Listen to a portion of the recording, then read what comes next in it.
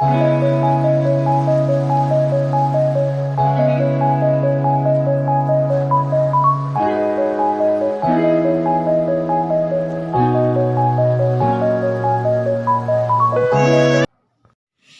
pagi anak-anak ibu semuanya. Hari ini di pertemuan kali ini kita akan membahas tentang perkembangan teknologi dari zaman batu.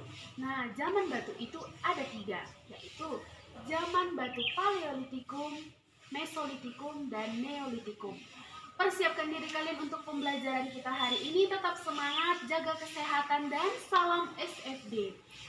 Oke, kita akan memulai pembahasan kita hari ini tentang perkembangan teknologi dari zaman batu.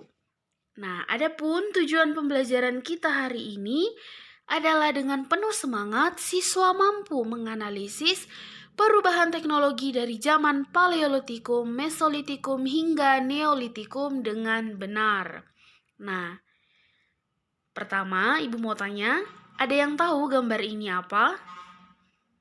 Ya, ini adalah gambar cobek, peralatan dari batu yang masih digunakan sampai sekarang. Pasti di rumah kita masing-masing ada yang punya benda ini. Ya, benda ini digunakan untuk menghaluskan makanan. Biasanya kita pakai untuk mengulek cabai. Nah, ini adalah barang yang masih sangat kita pakai hingga saat ini.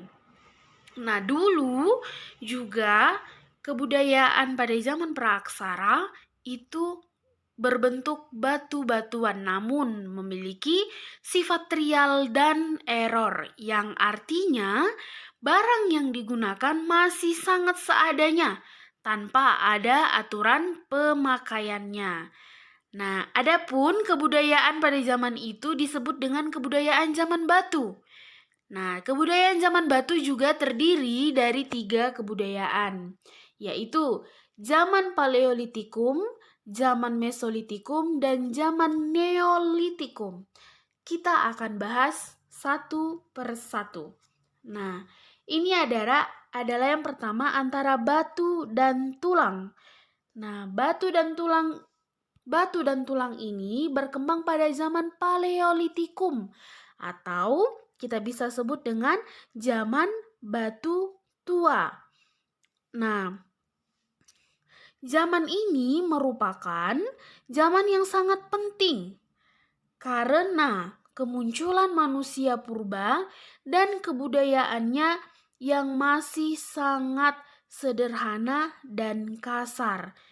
Zaman ini dikatakan zaman batu tua karena kebudayaannya yang masih sangat sederhana dan yang sangat kasar. Nah, kebudayaan zaman Paleolitikum secara umum dia diterbagi menjadi 2, yaitu kebudayaan Pacitan dan kebudayaan Ngandong. Nah, kita akan bahas satu persatu. Kebudayaan Pacitan. Nah, kebudayaan Pacitan ini ditemukan oleh seorang ahli yang bernama von Koenigswald dalam penelitiannya pada tahun 1935. Nah, dia berhasil menemukan alat dari batu di sungai Baksoka dekat Punung. Alat batu itu masih sangat kasar dan bentuk ujungnya agak runcing. Nah, bentuknya juga tergantung dengan kegunaannya. Nah, alat batu ini sering disebut dengan kapak genggam atau kapak perimbas, yang digunakan untuk menusuk binatang atau menggali tanah untuk mencari umbi-umbian. Dan juga ada alat yang dinamakan dengan chopper. Nah, chopper ini digunakan sebagai alat penetak. Ini dia contohnya dari kapak perimbas. Nah, kapak perimbas ini tersebar di wilayah Sumatera Selatan, Kalimantan Timur, Sulawesi Selatan, Bali, Flores, dan Timur. Yang kedua ada kebudayaan Ngandong. Kebudayaan Ngandong ini berkembang di daerah Ngandong dan juga Sidorejo, dekat dengan Ngawi.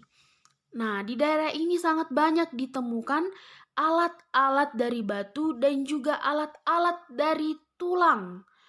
Nah, ini juga berasal dari tulang binatang seperti tanduk rusa.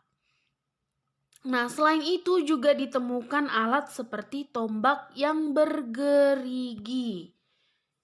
Ya, ini dia contohnya. Contoh artefak dari kebudayaan Ngandong adalah artefak dari tulang binatang seperti tanduk rusa. Kemudian, yang gambar kedua ini adalah artefak jenis flakes yang berbentuk seperti tombak yang bergerigi yang bentuknya menyerupai kalsedon. Nah, selanjutnya ada antara pantai dan gua. Antara pantai dan gua ini berkembang pada zaman Mesolitikum atau disebut dengan zaman Batu Tengah. Nah, atau disebut dengan zaman Batu Tengah. Barang-barang kebudayaan dari Paleolitikum mengalami penyempurnaan. Nah, pada masa memasuki zaman Mesolitikum ini, barang-barang kebudayaan dari zaman sebelumnya, yaitu zaman Paleolitikum atau zaman Batu Tua, mengalami penyempurnaan. Artinya, barang yang dipakai masih sama, namun mengalami perubahan atau penyempurnaan bentuk.